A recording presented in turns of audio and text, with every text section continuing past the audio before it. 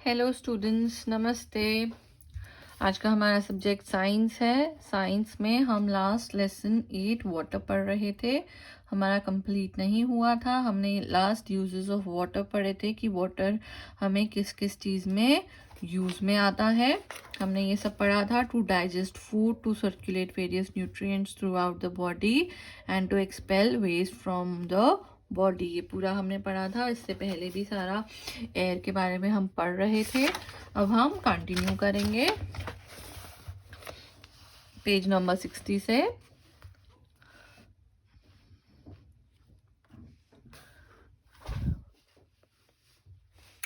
From where do we get water, हमें water कहाँ से मिलता है। आपने छोटी क्लासेस में भी सोर्सेज ऑफ वाटर पढ़े हुए हैं। आज हम उसको डिटेल में पढ़ेंगे। Rain is the main source of water. मैं साथ साथ अंडरलाइन करूंगी जो भी मेन इंपॉर्टेंट सेंटेंसेस और वर्ड्स हैं। Rain is the main source of water. Rainwater collects in streams, ponds, lakes, and rivers and sea. Some of it goes underground into the soil and can be obtained from wells and tube wells. How does water get, ये sources पढ़े हमने। अब हम पढ़ेंगे how does water get polluted। जो water है वो polluted कैसे होता है।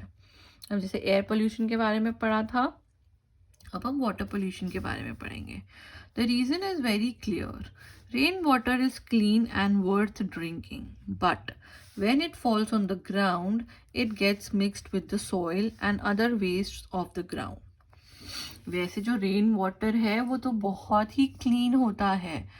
इवन हम उसको ड्रिंक भी कर सकते हैं, पी भी सकते हैं। लेकिन जब वो रेन वाटर ग्राउंड में फॉल गिरता है और वो किससे मिक्स हो जाता है, सॉइल से, और जितने भी ग्राउंड में वेस्ट होता है उसके साथ वो मिक्स हो जाता है।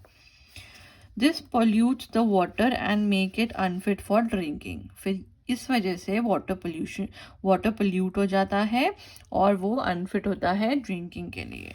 Pond water and river water gets contaminated, that is germs get into them because जो रिवर और पॉन्ड का वाटर, जो रेन वाटर कलेक्ट होता है रिवर या पॉन्ड में, वो भी कंटामिनेटेड हो जाता है क्योंकि जो भी जर्म्स हैं वो उस पानी में मिक्स हो जाते हैं।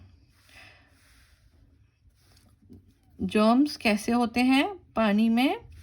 People wash clothes in them.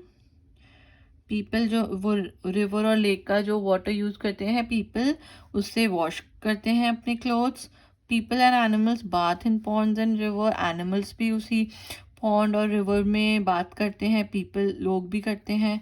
All the surface impurities, industrial waste and city sewage are dumped into the river. जितना भी फैक्ट्रीज से भी जितना भी वेस्ट आता है और जितनी भी इम्प्यूरिटीज हैं और जो गार्बेज भी होता है वो सारा डंप होता है कहाँ पे, रिवर में। तो वो वाटर बहुत ही इम्प्योर हो जाता है किसी भी काम के लिए।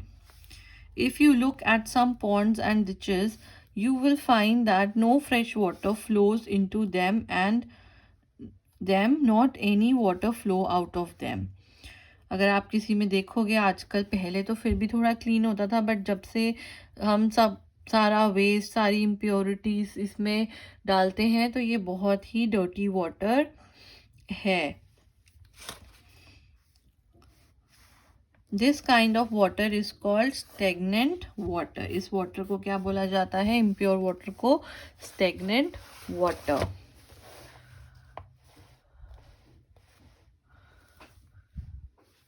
Stagnant water is most polluted as the pollution in it goes on increasing।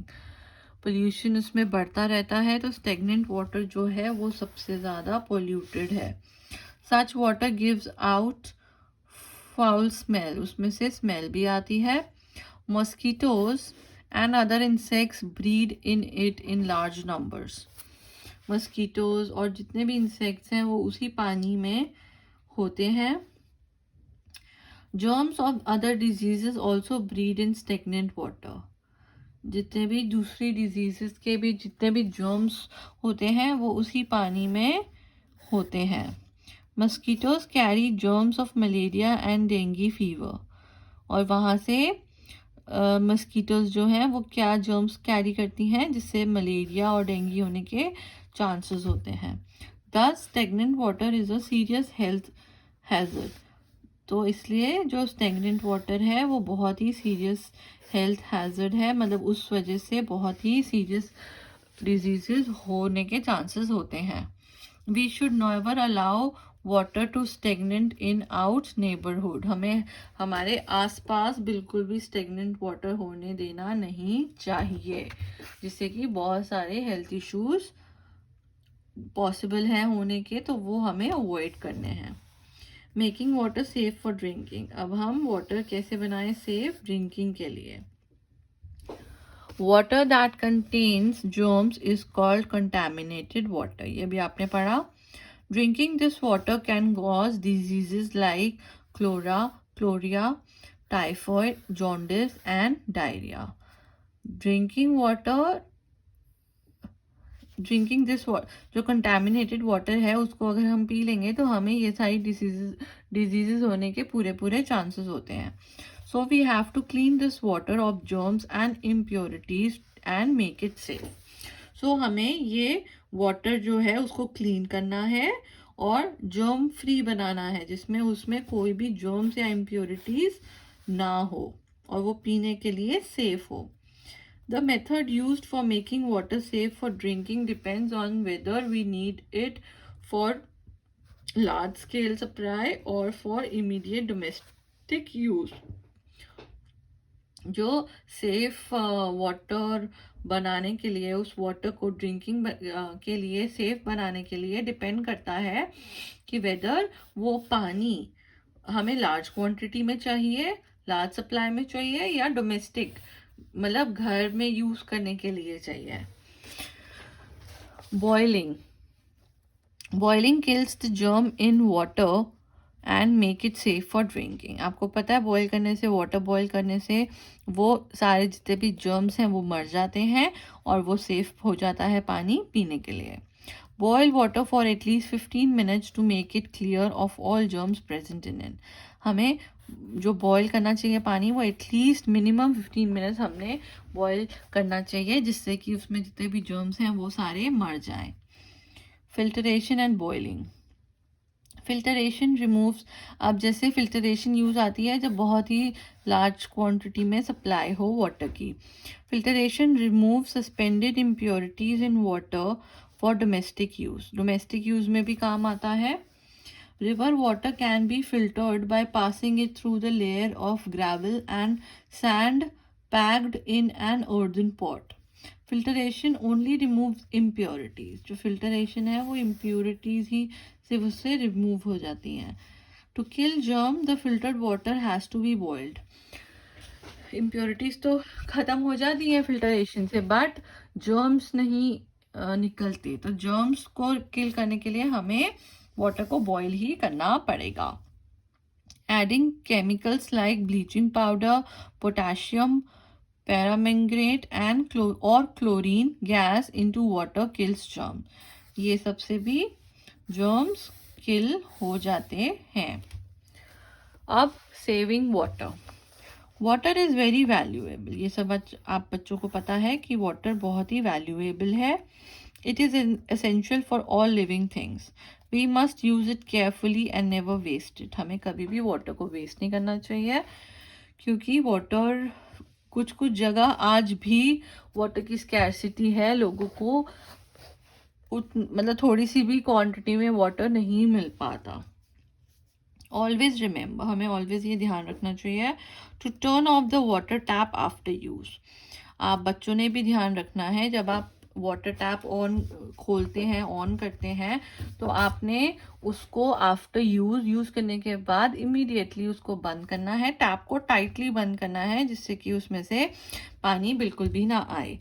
To get leaking taps repaired, और आपके घर में या कहीं भी आपके आसपास कोई भी टैप लीक हो रहा हो, उसमें से पानी अपने आप ऐसे लीक हो रहा हो, निकल रहा हो, तो आप उसको रिपेयर ज़रूर करवाएं जितना जल्दी हो सके, क्योंकि उससे भी पानी बहुत ज़्यादा वेस्ट होता है। To take only as much water as you need. और आपने उतना ही पानी लेना है जितना आपको रिक्वायर्ड है। आप वो पानी लेके वेस्ट नहीं करेंगे, उसको फेंकेंगे नहीं। तो जितना आपने यूज़ करना है आप उतना ही लें। Water is the most valuable gift of nature. Let us use it carefully and preserve this natural resource so that we do not run out of it in times to come। आपको पता है ये natural resource है water, और हमें इसको बिल्कुल भी वेस्ट नहीं करना चाहिए, केयरफुली यूज़ करना चाहिए और प्रिजर्व करना चाहिए, क्योंकि बाद में लॉन्ग टर्म में बाद में अगर ये नेचुरल रिसोर्स ख़त्म हो गया तो फिर हम सर्वाइव नहीं कर पाएंगे। ये हमारा चैप्टर रीडिंग कंप्लीट हो गया है। इसकी एक्सरसाइज हम नेक्स्ट टाइम करेंगे, और उससे पहले आपने ये पूरा चैप्टर, पहले मैंने हाफ पार्ट करवा चुकी हूँ मैं, वो वाला भी, और आज जो करवाया है वो भी, उसको आप ध्यान से सुनेंगे, वीडियो देखेंगे दोबारा और खुद रीडिंग करेंगे, और जितने भी डिफ़िकल्ट वर्ड्स और सेंटेंसेस मैंने मार्क कर रहा है वो आप ध्यान से पढ़कर उसको लर्न करेंगे, स्पेलिंग्स भी, और जो जो मार्क करा है उस पर ध्यान देंगे। आज इसके साथ हम एक टेस्ट पेपर 4 भी करेंगे। 3rd तक हम कंप्लीट कर चुके हैं। टेस्ट पेपर 4 7 और 8 चैप्टर पे रिलेटेड है, तो 7th और 8th हमारे दोनों कंप्लीट हो गए हैं। तो हम ये पढ़ेंगे, इससे आपको बहुत अच्छी रिवीजन हो जाएगी आपको जितने भी इम्पोर्टेंट पॉइंट्स हैं वो आपको पता चल जाएंगे, और आपने इसको रिवीजन पॉइंट ऑफ व्यू से भी ध्यान देना है, एग्ज़ाम पॉइंट ऑफ व्यू से भी ध्यान देना है। आप अच्छे से इसको पढ़िए, इसके आंसर्स लर्न करिए, तो आपको कोई प्रॉब्लम नहीं आएगी एग्ज़ाम में। आपके एग्ज़ाम्स भी आने वाले हैं, तो आप उसको भी साथ साथ आप चैप्टर वाइज सब अपना क्वेश्चन आंसर्स लर्न करते रहिए। ओके, अब हम 4th, हमने 3rd तक करा टेस्ट पेपर, अब हम 4th टेस्ट पेपर करेंगे। Tick the correct option in the following questions.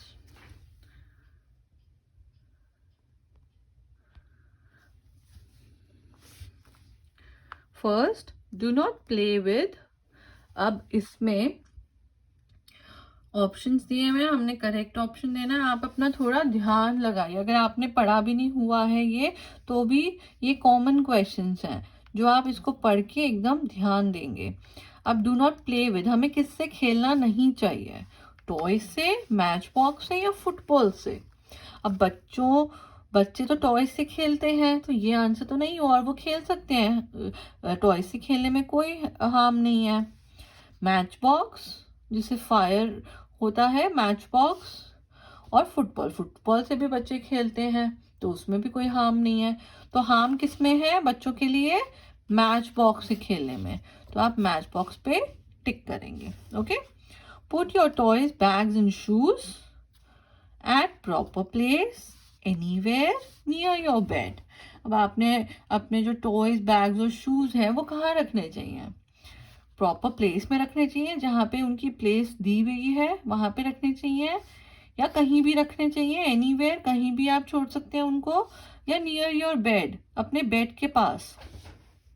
तो इसमें आप क्या लिखेंगे? अब कहीं भी तो बिल्कुल नहीं छोड़ना चाहिए बच्चों को।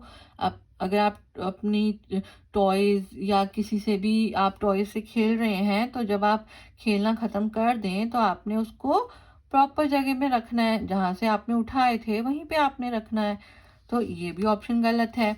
अपने बेड के पास भी आप अपने शूज़ और बैग्स नहीं रख सकते।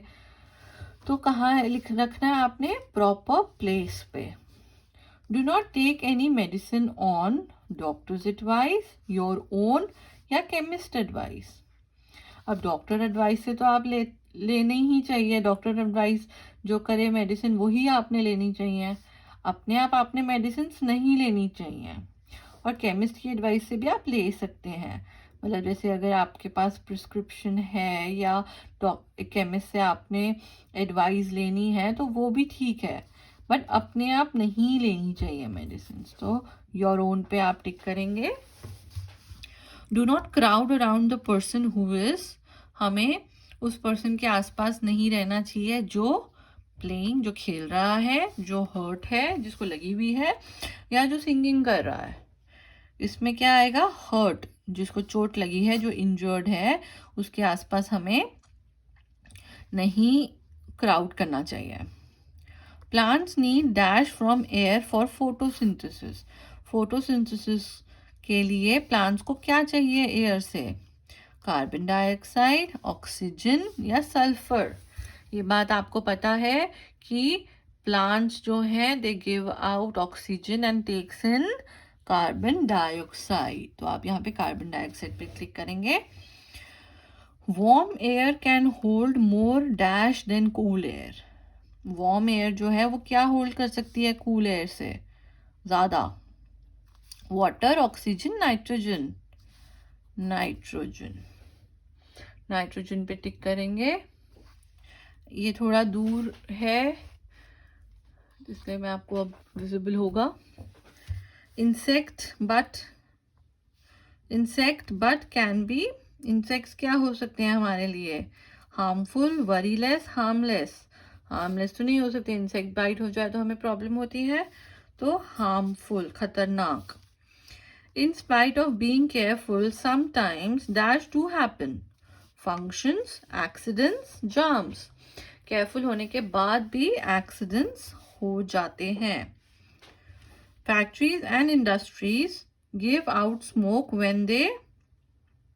फैक्ट्रीज और इंडस्ट्री से स्मोक निकलता है जब वो क्या करते हैं? हमने पढ़ा था चैप्टर में, फ्यूल बर्न करते हैं, यूसीएनजी या एटॉमिक एनर्जी। जब वो फ्यूल बर्न करते हैं। Water is necessary too. Water किसके लिए नेसेसरी है? Digest, rot, store? डाइजेशन के लिए। वाटर की हेल्प से अच्छे से फूड डाइजेस्ट हो जाता है। ये टेस्ट पेपर 4 पेज नंबर 113। आपने इसके आंसर्स मैंने ऑलरेडी आपको दे दिए हैं। इसके आंसर्स आपने अच्छे से लर्न करने हैं अपनी नोटबुक में लिखकर। आप पहले क्वेश्चन लिखेंगे, फिर उसका आपने 3 ऑप्शंस लिखने की ज़रूरत नहीं है। जो करेक्ट ऑप्शन है आप वही क्वेश्चन के नीचे लिखेंगे। ओके, सारे 10 क्वेश्चंस करेंगे, लर्न करेंगे आंसर्स। ये चैप्टर के रिलेटेड ही है, तो अगर आपने वैसे भी आपको आता होगा अगर आपने चैप्टर रीडिंग करी होगी तो ठीक है। तो आप ये 2 काम करेंगे। नेक्स्ट टाइम हम लेसन 9 की लेसन 8 की एक्सरसाइज स्टार्ट करेंगे। Okay, thank you.